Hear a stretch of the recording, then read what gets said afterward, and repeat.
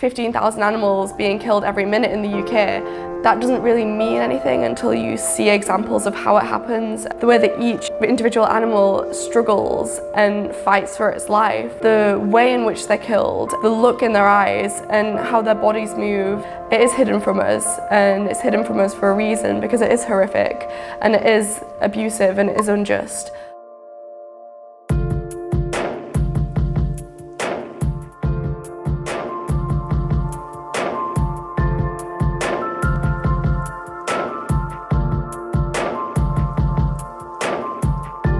It's about how do we fit into this mosaic that we were part of all along, that we have been killing now, So we need to transition from a life-destroying culture to a life-affirming culture.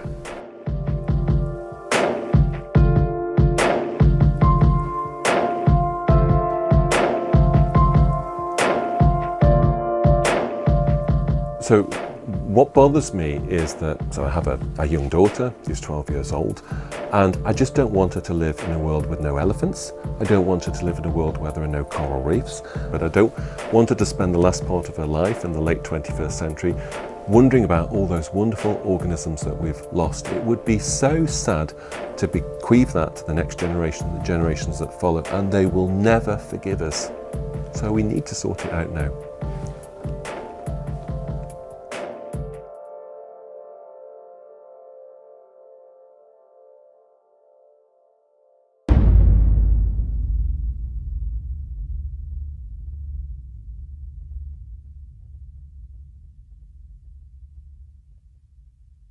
Global drive for eating animals is extremely destructive to the planet. It's one of the leading causes of water consumption. It is one of the leading causes of deforestation, of species extinction, of topsoil erosion, of ocean dead zones, and of climate change.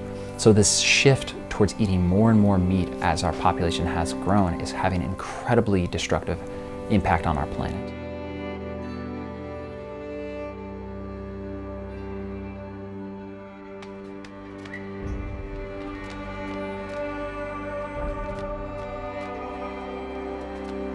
It looks like just numbers, right? So 100 species are dying. This is an estimate that scientists are making. 100 species are dying, but my life is the same. So why is that important to me, right? So we look at it from that perspective. This is why, it seems abstract. 100 species are dying somewhere else, maybe somewhere in the Amazon. It doesn't affect me yet. But we need to understand that there are consequences, and so when we see wildfires up and down the coast of the US, or hurricanes hitting us in the US, and all these wild weather patterns, it is a reaction of nature to what we have been doing. We are being lied to. Even in textbooks we're being lied to, and when you say that you sound like a crazy conspiracy theorist, but if you actually look at what animal products are doing to our bodies, it's absolutely ridiculous that it's being served in hospitals and that we're being told that we need it every day. I think it's outrageous. There are about 20 billion broiler chickens on planet Earth at any moment in time. So those are chickens that are specifically bred for humans to eat. A broiler chicken lives for 6 weeks. It can't be sustained beyond that. So even if you go and break into a battery farm and let them all out, they'll die, because their systems are so designed that their bodies are overweight for their bones and they'll just collapse. So in that sense, you can think, that humans have now pushed this to a state where, because they want to have this food supply, we're not actually thinking about good animal husbandry of those organisms. I think we do have to seriously think about this. Yeah, our current consumption levels of meat and other animal-based foods are not sustainable, especially in high-income countries. But even in middle-income countries, we see huge increases in meat consumption. So even those levels are not sustainable. So not only we need to change our diets, but really almost everybody basically is called to change. Human population grows to 9 billion people from the current 7.2 billion people. We are only going to be able to eat plants. We're no longer going to be able to fool ourselves into believing that eating anything but a plant-based diet is how we will all survive and thrive. It's so frustrating because you know that it's not in our nature to hurt animals, and you see the people that argue with me on Twitter about justifying hurting pigs, they're in their profile picture, they're holding their dog, and it's just that disconnect. Vegan. Always thought it was this extreme thing, unnecessary. Why do we have to be vegan? Why? Because all the ways we use animals causes them harm. Because no living being deserves to be the slave or the property of someone else. I got to a point where that was the only thing that made sense.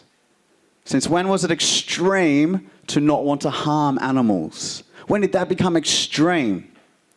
What's extreme is saying we love animals and we're against animal cruelty while we pay people to mutilate and torture and slaughter animals for foods and products we don't need.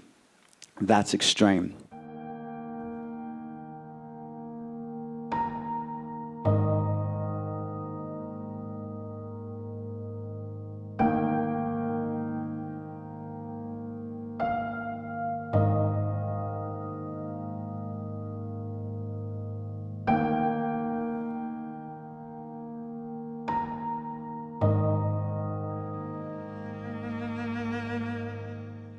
Here today to bear witness to 6-month-old pigs going to slaughter in Manchester. So what we're doing is gathering footage of them, just kind of checking on their welfare and trying to shed some light on what's happening here and the scale of what's happening.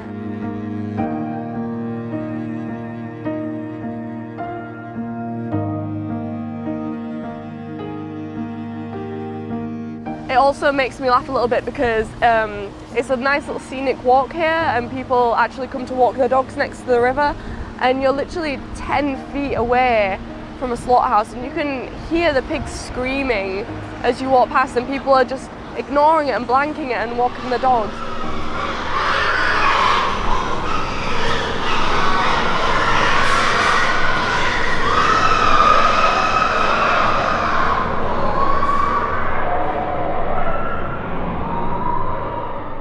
We have been taught, we have been acculturated into thinking that it is necessary to eat animal foods to have good health, okay? When in reality it is the exact opposite. If you eat animal foods today, you are going to be in ill health. You're not going to be in good health. The reason is that we have been pouring all these toxic chemicals into the environment, and they're working their way up the food chain. And these animal foods have highly concentrated doses of these toxic chemicals. And when we eat them, we are going to ingest that, we're going to store that in our bodies, and we're going to get sick. That's exactly what's happening to us. So, but we are told that you need it, because this is a acculturation from the past. 200 years ago it may have been true, that you need a little bit of animal foods in order to survive, because they probably couldn't get some of the minerals any other way, because they were eating the vegetables and fruits that were growing in their neighborhood. Today we have plants and vegetable foods from all over the world, right, available to us. So we have a lot of variety of plant foods. So we are perfectly capable of living without eating any animal foods, right? So the circumstances have changed, the environment has changed, but we are still in the old story. That's the problem we face, okay? So it's about updating our story based on our new circumstances. Yeah, it's really crazy. I mean, if you think about if everybody had a Western diet, it would be hard, or it would likely be impossible to actually have such a diet for everybody. And we in the West maybe need to think a little bit about equity issues. Those equity or moral issues apply not only to animals, but also what we do with the earth. And maybe we need to be a bit more aware of what our consumption patterns would actually do to our environment if everybody had that. So that might be a good guidance. It's clear that if everybody had a Western diet, we couldn't exist. The world would be eaten up in some sense. So maybe that should give us a bit pause to think about how we reorient our patterns of eating. What is needed, though, is a political leadership which says this is a real problem for this country. We need to address it, and we're going to take these decisions, whether they're popular or not, in order to rectify the problem.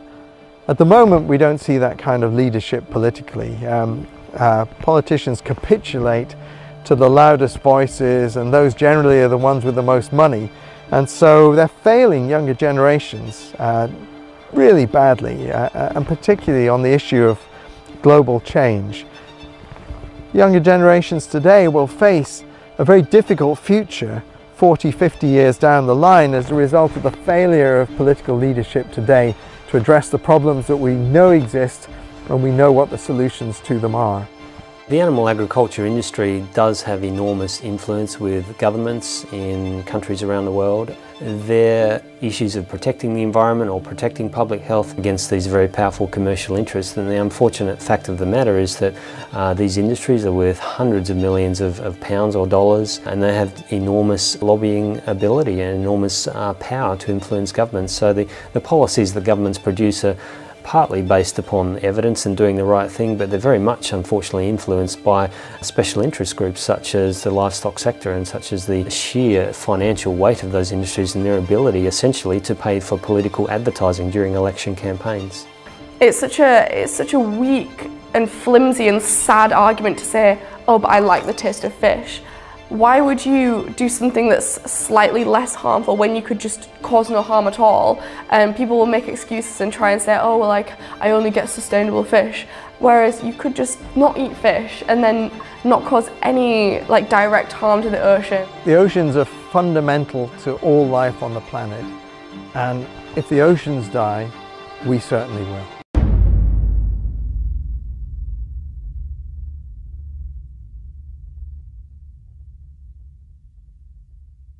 There are massive invested interests in animal agriculture. There are corporations who raise animals, but there are also all the corporations who are involved in raising animals, whether they're the feed operators, the grain producers, the fossil fuel industry, the chemical fertilizer industry, who are all tied into animal agriculture.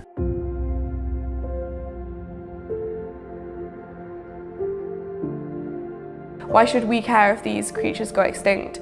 And it's that idea of animals being there for us. Like, we don't have to gain anything from the existence of an animal for it to matter. Like, these animals have their own lives and they exist in their own worlds, and we are not the center of the universe.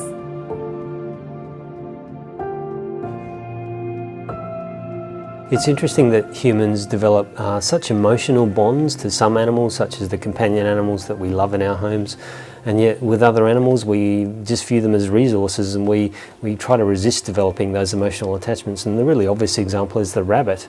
A rabbit may be a pet animal, it may be a laboratory specimen, it may be farmed for its meat or its fur, it may be a so-called pest species. So it's exactly the same animal, the same ability to suffer and experience pleasure, and the same set of interests and social relationships that matter morally. So why do we treat this one animal in so many different ways? Well, it's essentially because it suits us to do so. So there's a cultural distinction that are being made, but it's based on this value of some lives being more value of others. And I think it's a fundamental problem with the world, is when we think some lives are worth more than others, we're going to be set up for a world of violence and discrimination.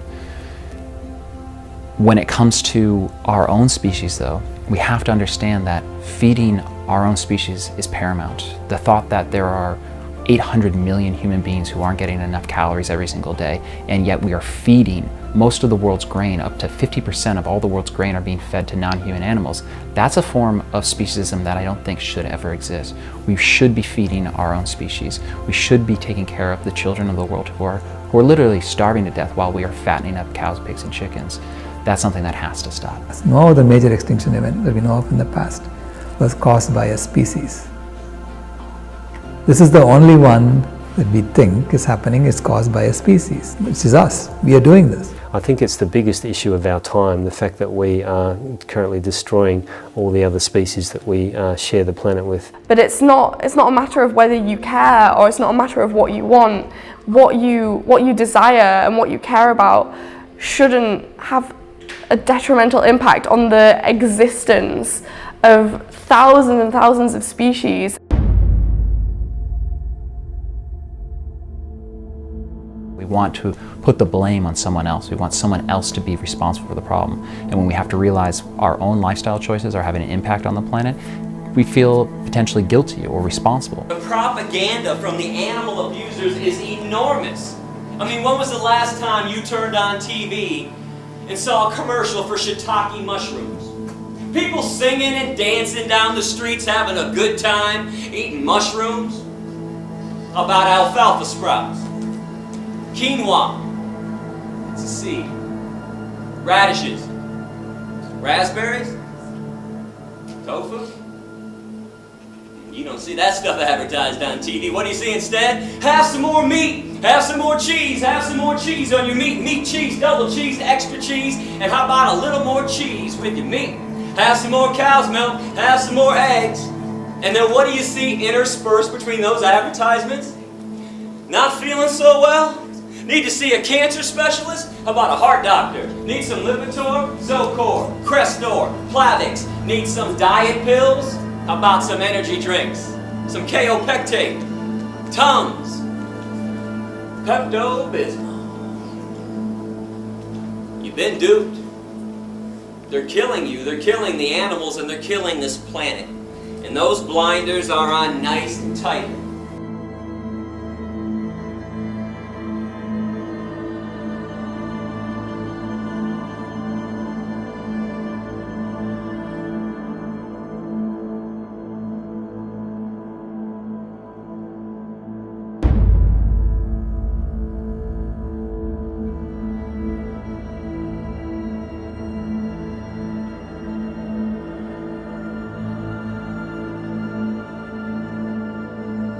I think the current population and the current society has the ability to shift the way they eat in a tremendous way to get us out of the situation that we've built around ourselves with the environmental destruction that we're causing with our diets.